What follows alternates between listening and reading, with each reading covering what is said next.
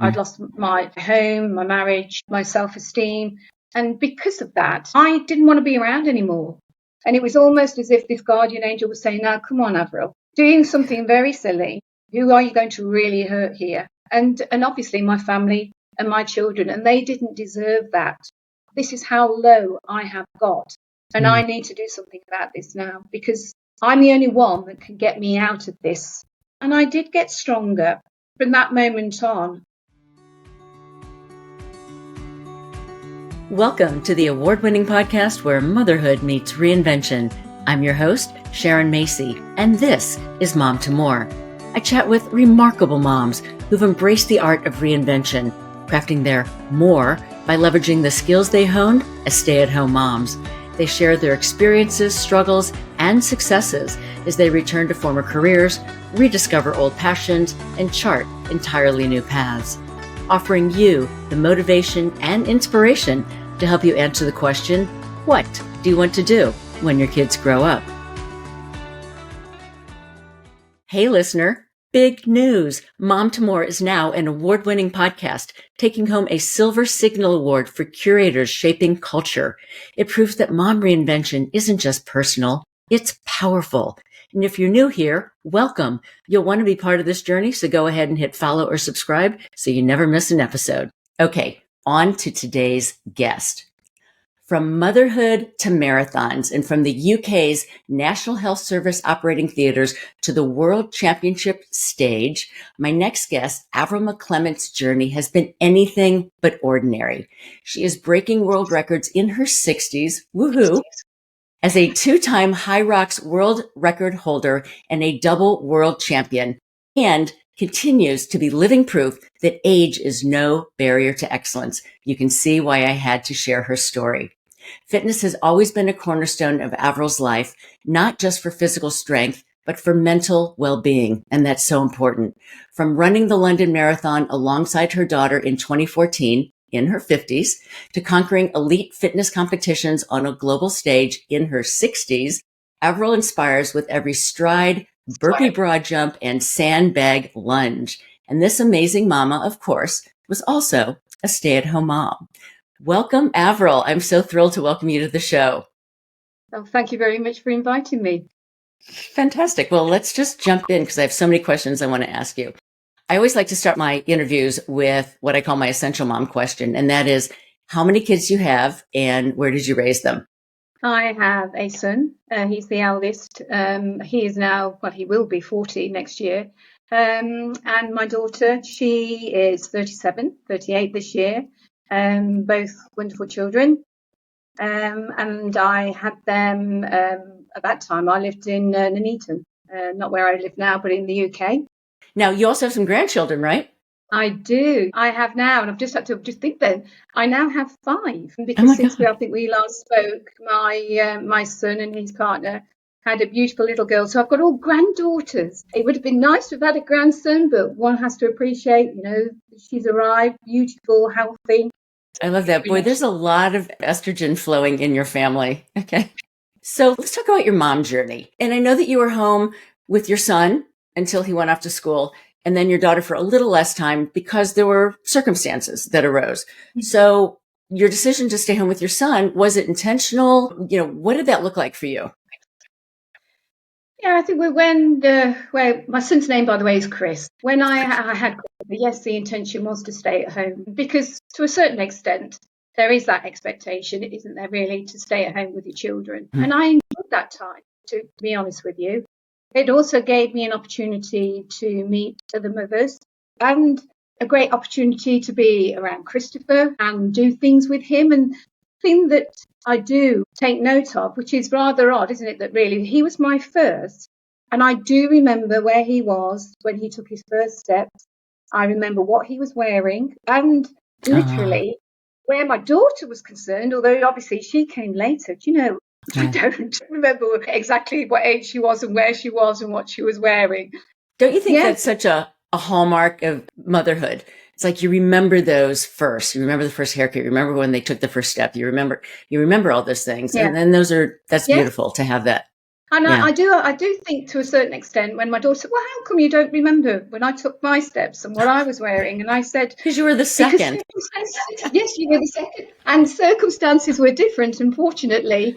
Mummy couldn't stay at home all of the time, you know. Right. And I do think because of different pressures, I think it does affect those sort of things. Yeah, I get that. All right. So you have worn many, many hats. You're a National Health Service professional, dance Yes. school owner, performer. So in those early years of juggling work and family and your creative passions, what skills do you think motherhood gave you that you still use today? And was there a skill that particularly surprised you? I think it's fair to say that when you are bringing up children, you have a lot of, you learn patience to a certain extent. You have a lot of perseverance and determination. That's for sure. I think if I'm quite honest, when in respect of something that I learned from that, it's possibly to say it was the patience aspect, because I'm Mm-hmm. wasn't or haven't been the most patient person, you know, not that patient of others, but you had to be patient when it came down to children. And I think that was something then, and listening to your children, you know, and I think Mm-hmm. that provided me with an opportunity to, I suppose, really build on that, because you do listen to your children. There's no doubt about that. And you learn from that. You learn an awful lot from Yeah. children. Thank you. Thank you for that. Those are skills that I've heard repeated over and over again, especially listening and patience and perseverance. I mean, those are three super important mom skills.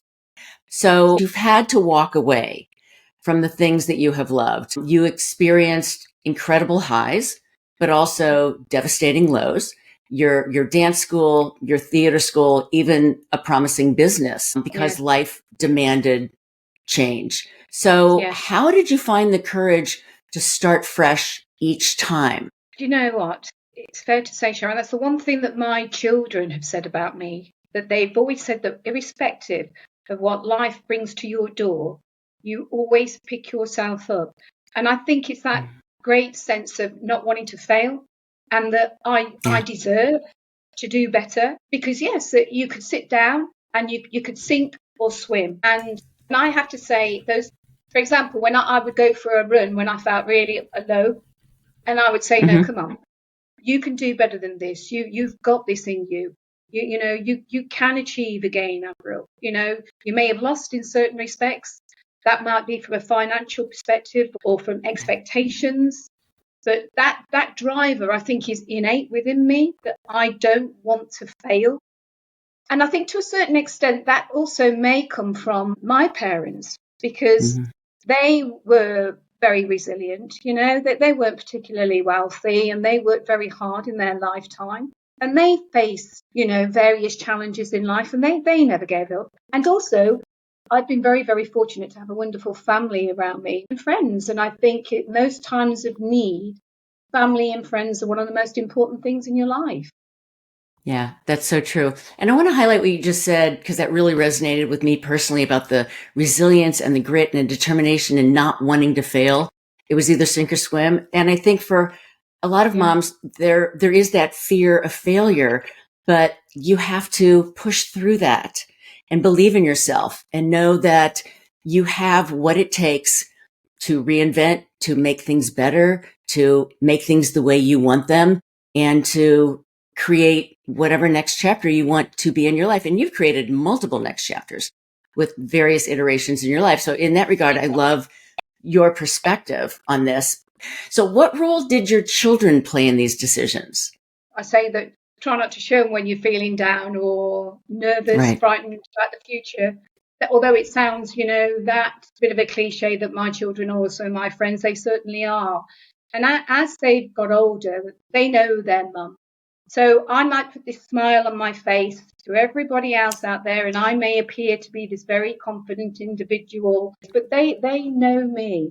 For example, when I certainly went through my second divorce, it really, really did put me in depths of despair at that time. I was probably, it's fair to say, drinking more than I would normally drink. And Mm-hmm. they were the ones that were noticing mum was drinking more. And sometimes you don't necessarily. Either you don't recognize it, or you don't acknowledge it, or you don't want to acknowledge it. And I needed that kick up the backside also from them to say, look, Mum, you're not going to find an answer in a bottle. I would say, how forward thinking of your children to call you out on that, because that's big. Yeah. A lot of times kids don't have the courage to say, what you're doing, Mom, is like not good for you. It's not healthy. I really admire that. Hey, Avril, we are going to take a quick break. And when we come back, we're going to talk about your most challenging moments and also HYROX. So don't go away, folks. Be right back. And now a quick word from my sponsor, Ally Shoes. I gotta tell you, these are some of the most comfortable shoes I have ever worn. They're designed by women, for women, like finally, right? And engineered with perfectly placed padding, so I can literally wear these all day. And I cannot say that for other brands I've worn. And I'm not the only one giving positive reviews. InStyle, Business Insider, and CNN are all saying the same thing. Oh, and they have a really cool origin story as well. So flats, heels, boots, you name it, they have it. Ally is letting me share the love with all of you. Head on over to Ally, that's ALLY.NYC, where new customers and listeners of the pod will get $40 off your first pair of heels.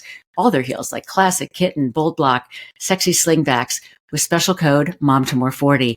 And 10% off your first pair of boots and flats, so 10% off of each, with special code MOMTOMORE10.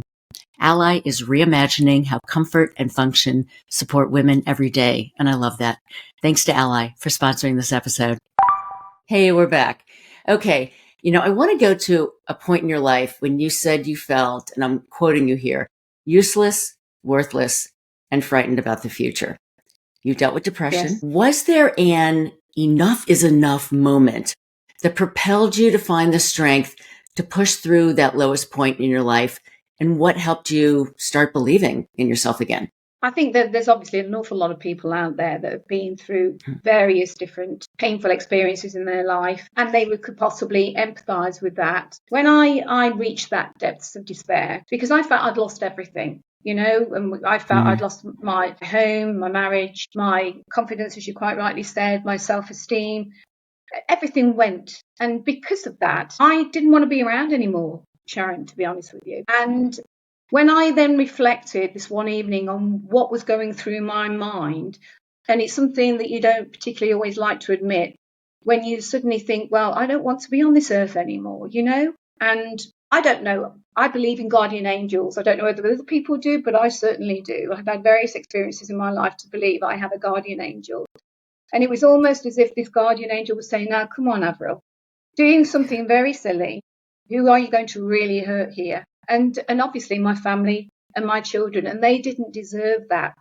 This is how low I have got. And I need to do something about this now, because I'm the only one that can get me out of this. And I did get stronger from that moment on. I was on antidepressants at that time. And to me, I wanted to be able to get off the antidepressants. And I was very, very fortunate that, my son-in-law is very much into nutrition and health and what have you. And he had told me about a nutritionist called Patrick Holford, who talked about people that were on antidepressants and that people with low serotonin levels could benefit from taking zinc, 5-HTP and omegas. Yeah, and so I got the book and I read the book. And I thought, right, I want to start taking control of my life. It worked for me, and I swore by it. And touch wood, to this day, I've not needed to seek the use of antidepressants in any way, shape, or form. And I started my training again. Yeah, I started my running, my fitness, and slowly, but surely, the Avril that I used to be was starting to blossom again. And my daughter actually said to me this one day, it's lovely to see my mum back, and that was lovely. Yeah. Right. Well, we're going to hop into your fitness in a moment, but I just want to say, I think we're both from that generation where it's sort of like, you got to pull yourself up by your bootstraps and just make it right. But you also had a community around you. I really admire that. All right. We're going to jump into your deep commitment to fitness. Clearly, as you just mentioned, it has played into everything. And when was it that you sort of discovered fitness? I mean, obviously this was years ago when you realized, wow, moving my body produces the serotonin, makes me feel good, elevates my mood. And it has become a huge part of your life. And as you know, it's also a huge part of my life. Well, I was sporty at school. I was captain of the hockey team, and I also did track events, but not, serious from a serious perspective. It was just what I did at school. And then when I went to college, I had to go at trampolining and so forth. But dancing at that time played a big part in my life. And I think anybody that's had dance lessons, particularly ballet, for example, puts a lot of strain and stresses on the muscles and on the joints over the years. And I love to dance. I came alive on a stage. I love to perform. And I've been very fortunate that I suppose it's fair to say that being able to get on a stage and perform, it didn't faze me standing on a stage doing presentations in front of chief executives or whatever. So that was something that was, if you like, a skill that became part of my dancing. So being that performer was also really, as later on, when I became involved in doing cabaret work, you had to be fit. When you're doing 2 45-minute spots on a stage, because I was part of a vocal dance group at that time, you get very out of breath pretty quickly and with quick costume changes. And I think that the running side of it became serious for me at the time when I was suffering with depression, because I suffered with depression at an earlier age, in my early 20s. Nobody knew why. My parents couldn't understand why. Nobody knew why. And at that time, antidepressants were very different to what they are today. A lot stronger, right? Very much so. And they didn't suit me at all. And cutting a long story short with that, I'd said to my mum at the time, I'm not taking these anymore. I can't, and I won't take these anymore. And I did a very silly thing, really, because I just came off them. You're supposed to wean yourself off, but I just came off them. And I would put on my trainers and I'd run. I would just run. And so then I set myself a goal. At that time, Coventry was doing a marathon. And so I bought a book and I read the book about how to train. I coached myself to do a marathon. And wait, time out. You coached yourself to do a marathon. I did. That's impressive. Yeah, and I did it in a good time at that time. I did it in just under 3 hours, 40 minutes, less than about 3:35, 3 hours 35 at that time. Wow, that's incredible. So because these days people there's running groups, so that's really impressive, girl. I like that. Thank you. Thank you. But that is the difference, isn't it? Really, that in the past you didn't have all those support groups and those support mechanisms. You didn't have all the gadgets and the fancy trainers. You just ran. Just in a pair of ordinary trainers, and I think that's another reason why my joints have taken a bit of a beating over the years. So to say that's where I got my bug, if you like, of feeling fit and feeling healthy. Okay, so this is all leading us to what I want to talk about next, which is HYROX. For our listeners who don't know what it is, and truth, I had no idea what HYROX was until our son competed in a regional competition in Las Vegas in February of 25. So please tell people, quick, sort of down and dirty, what is HYROX, the competition? HYROX is a phenomenal competition that involves running 8 kilometers, which is split into 1 kilometers between various stations. And those stations will be a mix of strength and endurance, really. So most people will be racing to beat a personal best. And the only time I got to see it as a race in that sense was when I did the World Championships. I think people need to know everyone is wearing a tracker on their ankle, and they start everyone with pretty large groups. So as soon as you, break through a certain zone, that's when they start timing you. Yeah. Our son also qualified for the World Championship. The way I found you was he sent me your Instagram. That's why I reached out to you, because our son was also at Worlds. And just to make it to Worlds was incredible. It's like the Olympics. And not only did you win in your age category, which is the 60 to 69, go mama, but you broke your own world record, which is really incredible. So congratulations for that. That is huge. So yeah. I wanted to say we're both in the 60 plus zone. And like you, I'm finding that these are the most powerful and productive years since those hands-on years of motherhood for me. And you have proven that our 60s can be a launching pad and not a slowdown. So For a mom listening right now who thinks her big goals are behind her, what do you say to her? And what's the first step she can take toward her own next chapter, whatever it may be? Oh gosh, I'd say that it's definitely not behind you. We shouldn't live in the shadows. We should be still out there and use your age to empower you to reach for your goals and believe in yourself. It's about really, what kind of life do I want now? I've got to a point in my life, for example, that I've had the high-powered jobs, and you certainly get to a point where, and this is my belief, that it's not about holding those high positions. It's about now doing something that you want to do. And I would say to somebody, it was something that somebody had said to me a long time ago. And they said to me, Avril, if you were to pick up a magazine, what pages would you skim to, or what ones would you skip by? And I said, well, I would always skip to the health, fitness, and the beauty, because they are the things that interest me. So why are you not doing something that involves the things that interest you, rather than doing things that in the past that I've felt I've had to do? I've spent a lot of my life pleasing other people, Sharon, whether that was pleasing my parents, pleasing my ex-husbands. This is about doing something for me. And I'm so glad that I have that support mechanism still around me to be able to do that. They said that you are our inspiration. And that, for me, if you like, was my driving force. And when I stood, I'm going to get quite, oh gosh, when I stood. It is emotional. Yes, it is. When I stood on the podium with the flag and they were playing the anthem, I said aloud, I'm here because of a wonderful group of people that believed in me. Gosh.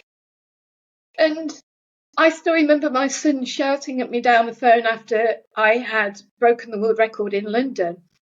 And he was shouting, now when are you going to start believing in yourself? This is your time, Mom. That people are still demonstrating in life that you can achieve whatever you want to achieve if you put your mind to it, Yeah. Sorry, I and age is not, I know, like crying here. Age is not a barrier. And I love your perspective on that, Avril. It is so powerful that yes, I believe in that too. It's like, now it's our time.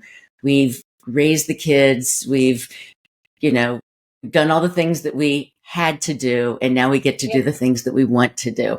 So another question for you. You've clearly lived this very full and varied life with, and you have been super open about the moments where you felt guilt or wish things had gone differently. And then you have moments of like standing on a podium and you're a world champion, so you've really run the gamut there. Looking back, are there choices in retrospect that you like truly regretted, or have those moments shaped you in ways that you would not trade for anything? That's a very interesting question. I had worked very hard during my career, and I was very fortunate to work with some amazing people. And certainly that brought its rewards. And I went from having the most beautiful, large barn conversion that I ran a business from as well, with a big garden and some land. I now live in a very small end terrace, 3-bedroom house with a very, very small garden. And I sometimes have sat and thought, is this really what my life has come to after everything that I have ever worked for and everything that I have lost? But then there is always that moment where I think to myself, yeah, I have had those beautiful homes, the beautiful furnishings, and the very nice careers and so forth. But the one thing that still remains important to me, I still have my family, and I still have my children, and I still have my health. Yes, I do think to myself that one of my biggest regrets that I had, and I know that people say you should never have regrets, you should never look back. And my mum would always say, rub salt on it, move forwards. But when I was running my theatre school, I had some very young children that depended on me, and I might sound arrogant, and I was good at it. I put on some fabulous productions with these children, dancing, singing. I felt pressurised to give that up, because one of the excuses of my ex-husband for his multiple indiscretions was because I didn't spend enough time with him. And so it was a decision that I took, because I still had to work full time. I jacked in the actual theatre school. And I regret that because I loved doing that. That was one of those things that I really enjoyed, and I got a lot of fulfillment out of it. And people have said to me, well, if you've done it before then and, you regret it, why don't you do it again? I said, no, because that was one door that opened and now it's closed and it's time to move on to something different, really. And it's hard to recreate something that might have been done in the past. You're so forward thinking about everything. And that's what I really love about your story. Avril, we are unfortunately coming to the end of our time together. But I have a question that I ask all of the amazing mamas that I have the privilege of interviewing. And that is, since this is the Mom to More podcast, Avril McClement, what is your more? My more will be to gain my personal training qualifications, because qualifications don't stop either when you're in your 60s, because I'm gym trained, but I'm personal training trained. So I want to achieve that. I also want to break my world record again. And that is what I am training for. And I want to continue to inspire others to say that you have every opportunity within you to make things happen in your life. Don't think of excuses. Think of the benefits of doing what you feel is right for you. And I do want to be able to bring all my experiences, to be able to coach others to start believing in themselves. And so I would feel that any of the people out there that are the golden ages, if you like, 50s and above, that feel they can't walk into a gym or can't certainly, go and train with somebody, just there is somebody out there that can support you to do that. I would say, who would not want to train with a HYROX World Champion twice over? I mean, I would want to train with you, right? I think that's terrific. Yeah. And I love what you said about you could be in your 50s, 60s, 70s and hop into the gym for the first time. It is never too late to start building that strength and that muscle mass. And we know that for women, it is super, super important. So thank you for that. I love that. Please tell our listeners where they can find you online. I know you're on Instagram, so tell everybody what your handle is and where else people can find you. And everything, folks, that will be in the show notes. Yes, you can find me on Instagram, and it's savage at 65, and at is AT. So it's savage at 65.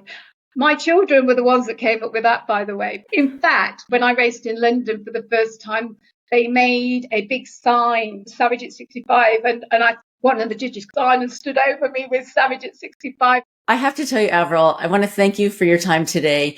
You are the personification of reinvention on so many levels, having multiple next chapters, and more importantly, overcoming things that could easily derail any human. So I want to thank you for your positivity, for your insights, for your kick-ass mentality, and to never stop growing or challenging yourself, because you're terrific. Thank you so much, Sharon. I appreciate it. And thank you, everybody else, for listening.